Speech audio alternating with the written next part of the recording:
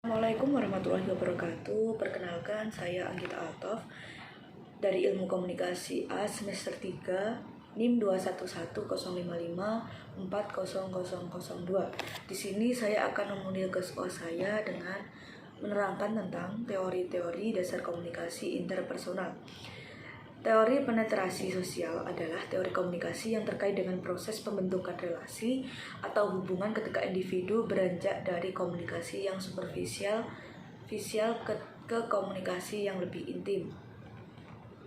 Komunikasi yang bersifat intim tidak hanya mengacu ke intim secara fisik, namun juga secara emosional dan intelektual. Proses penetrasi sosial membutuhkan interaksi atau perilaku verbal, nonverbal, dan perilaku yang berorientasi pada lingkungan sekitar atau konteks tertentu.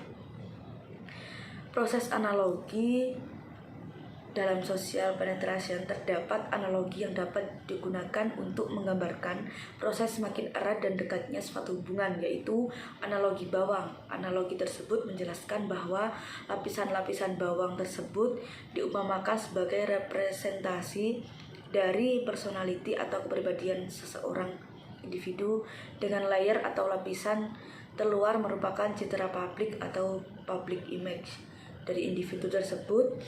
Citra publik tersebut merupakan hal yang paling bisa dilihat oleh orang lain dan hal yang bisa langsung dibentuk persepsinya dari orang lain sebelum mengetahui lebih dalam terkait individu tersebut.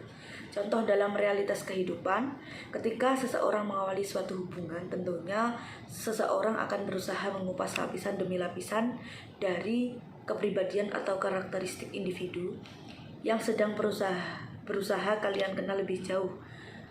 Untuk bisa mengupas dan membuka lapisan tersebut, perlu adanya komunikasi dan upaya tertentu yang efektif sehingga dapat membuat individu tersebut lebih terbuka dan merasa nyaman untuk membagikan hal terkait dirinya ke kalian.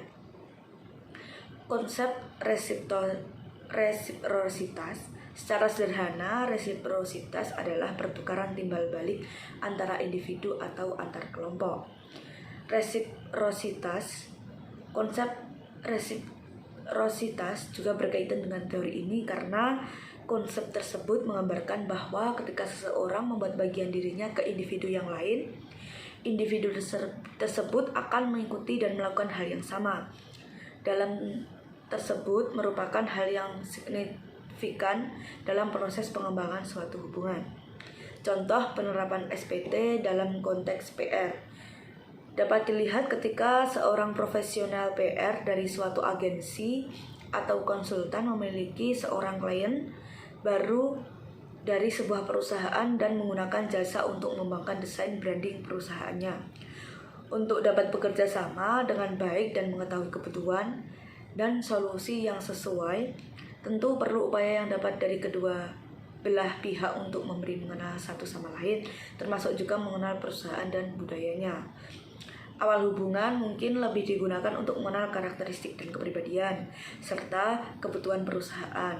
Selanjutnya, setelah terjadi diskusi dan interaksi yang cukup rutin dan kedua pihak lebih mengenal, akan terjadi interaksi yang lebih kasual atau akrab dengan catatan strategi komunikasi yang dilakukan tepat sasaran. Dan harapannya seiring berkembangnya hubungan profesional tersebut, target yang diharapkan akan tercapai. Sekian, terima kasih. Wassalamualaikum warahmatullahi wabarakatuh.